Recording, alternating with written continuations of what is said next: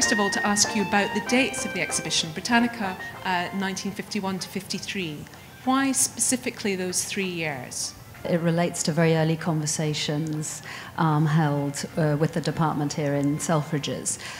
They contacted me and said, can we do something around the Jubilee? And they were very keen to celebrate Britishness. Looking at the Vogues around that time, I noticed that in the February issue, certainly of the coronation year, and I discovered going back 2 years, were Britannica issues that were these special issues of Vogue. And I thought, well, what a lovely thing to do, to choose what Vogue's preoccupations were around that time. A suit like this was so tight that you could barely walk upstairs, let alone run for a bus. Women were working. They weren't swanning around the house all day, wearing tulle. And as much as aspiration and fantasy is an important element of fashion now, it was then even more so. If you look at the outfits over there, which is like a knit top with a tweed skirt, that's much more the reality. It's trying to take on board the relationship with austerity, which of course is very pertinent now. I noticed the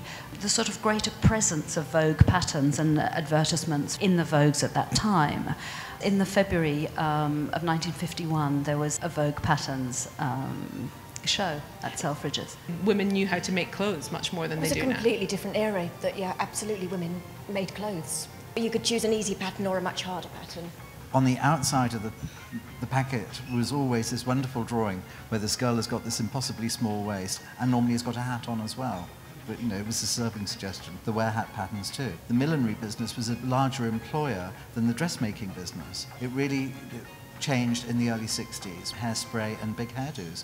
Why would you want to put your giant hairdo underneath a hat? This huge big clock emblem is to give a sense of the kind of hours of the day, and what we're seeing, of course, is a kind of morning look through the day into an evening look, and then your kind of ball at the end of the day, which of course all women have at 8 o'clock. A hat which was appropriate for 9 o'clock in the morning was very different for a hat which was appropriate for lunch. You'd probably want to start off the day in a felt hat. There's always sort of a slightly casual feeling about a felt, which is essentially the same shape as a pull-on beanie of today. Daytime, you'd want to have something which was more sort of formal or more structured, and you'd probably have a hat like this, which is essentially a beret, but with a very glamorous trim on. If she's dancing, she's wearing that, and if she's being presented at court, she's wearing this outfit. Looking at the issues of Britannica Vogue, I wondered whether it would be interested to do something in grayscale. Say, for example, pink is in fashion, how pink was used to colour otherwise grayscale pages.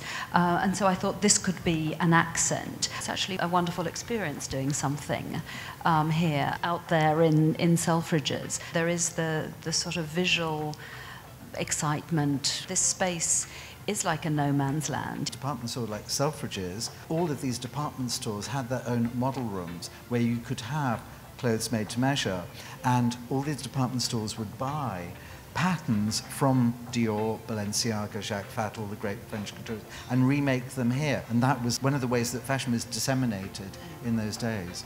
There was a number of really talented British designers. They produced eminently wearable clothes. And this is a Victor Steeble tailored day dress from the late 1940s, early 50s. The Vogue pattern buyer is aspiring to buy a designer dress. So she's looking in the window of Victor Steeble.